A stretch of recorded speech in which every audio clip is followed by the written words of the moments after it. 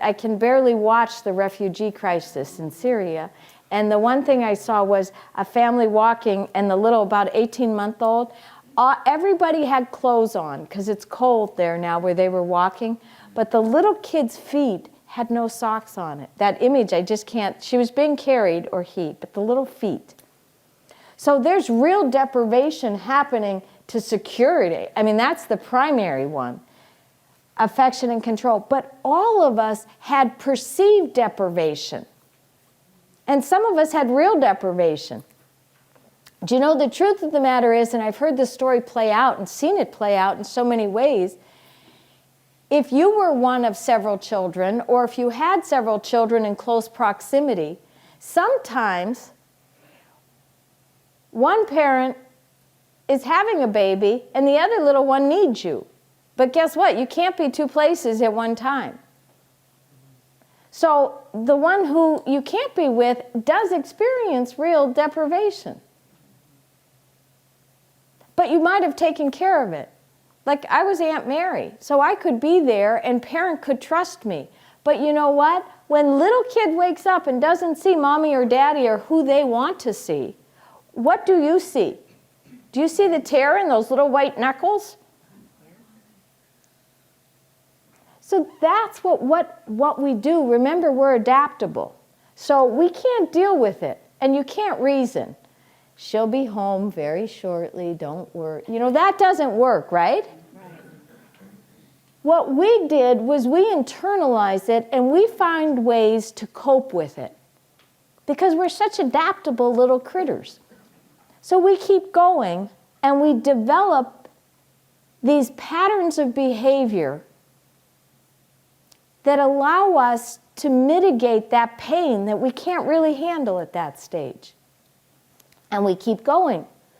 And we develop certain personality patterns and all these different patterns of being.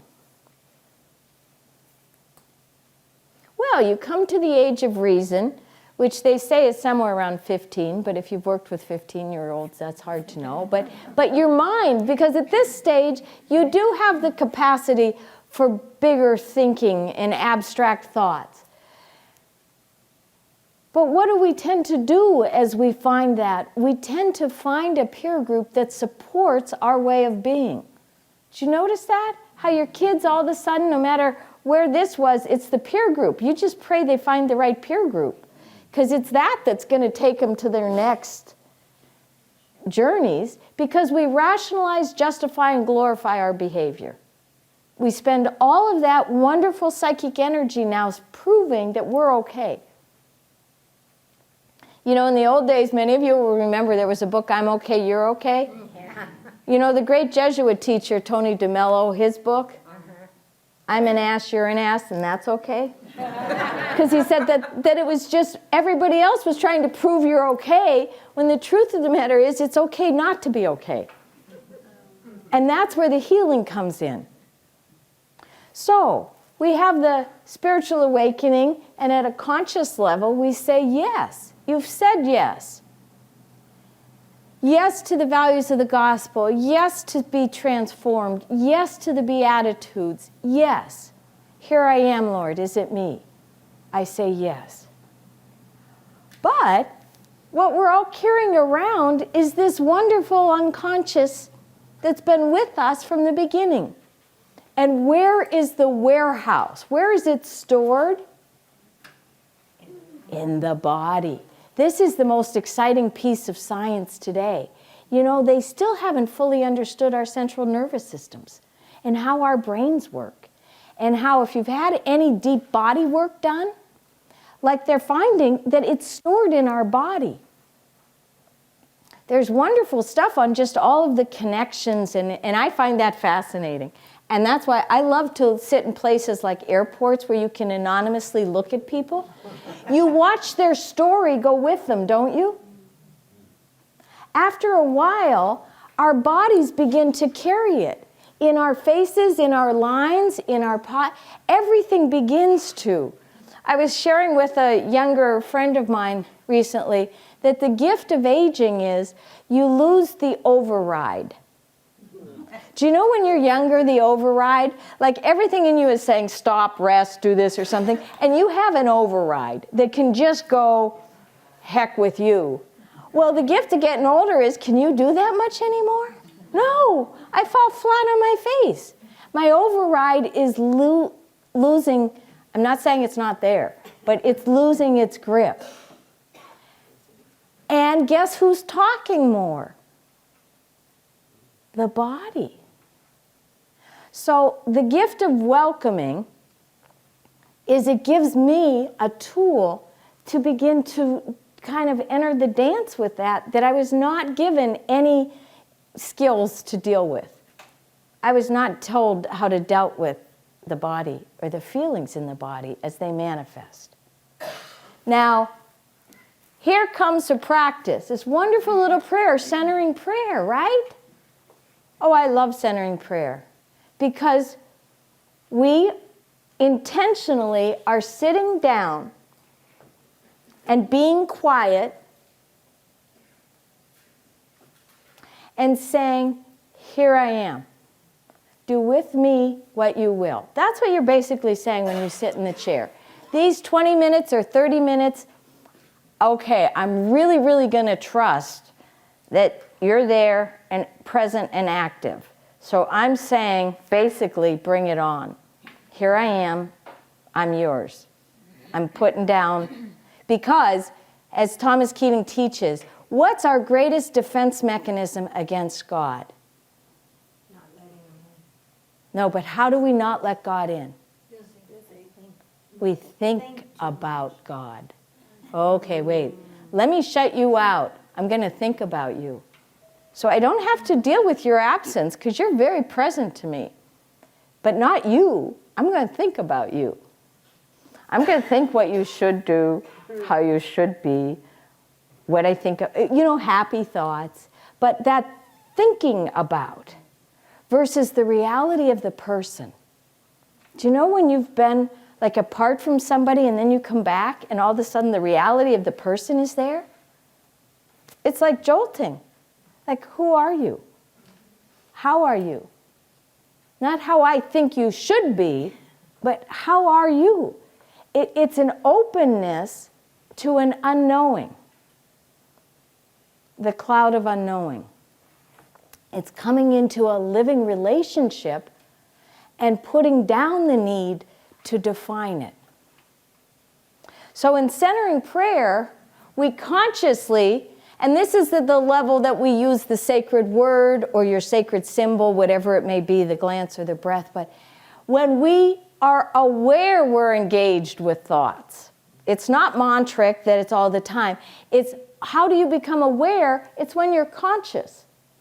I might have packed and unpacked and done the laundries and it's the grocery list. If I'm having people over for dinner, the hardest thought process is what are we going to eat? You know what I mean? That's what'll come in over and over and over again. So when I'm aware that I've been to the grocery store and changed the menu 3 times, when I'm aware, I ever so gently return to the sacred word. So what am I really doing? Consciously, I'm coming and I'm saying yes to the divine indwelling. What's the work of the divine indwelling in this whole process? To remove all the obstacles that preclude the free flow of grace. All those emotional programs for happiness that we have embedded in ourselves and spent most of our lives justifying, rationalizing, and glorifying. And they've failed miserably. Thank God. So, guess what? Would you repeat that statement that you just made before about the divine indwelling? Well, we're inviting, probably not, but we're inviting the divine indwelling.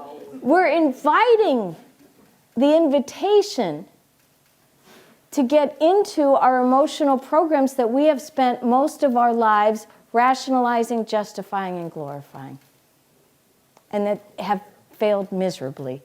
Because under the guise of these, you're not going to win.